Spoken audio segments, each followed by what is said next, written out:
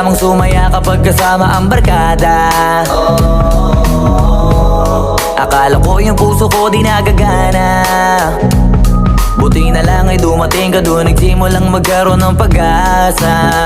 Nagkaroon ako ng gana sa buhay ko, nakala ko wala nang tsansang makadama ng pag-ibig. Buti na lang tinupad ang mga sana. Nung una ay hindi ko inakalang